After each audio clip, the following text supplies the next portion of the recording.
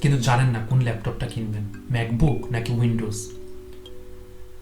তো সত্যি বলতে আপনি একটি ল্যাপটপ দিয়ে কি করবেন, আপনার কাজটা কি?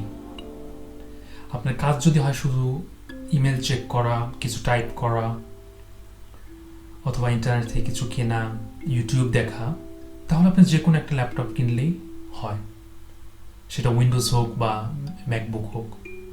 কিন্তু আপনি যদি কম্পিউটার দিয়ে ভিডিও এডিটিংয়ের কাজ করেন, অ্যাডোবি ফটোশপের কাজ করেন, তাহলে কিন্তু উইন্ডোজ বেটার, কারণ ম্যাকবুকে সব অ্যাপ্লিকেশন ফ্রি পাবেন না। ম্যাকবুকে অ্যাপ্লিকেশন আপনাকে কিনে নিতে হবে, যেটা উইন্ডোজে ফ্রি।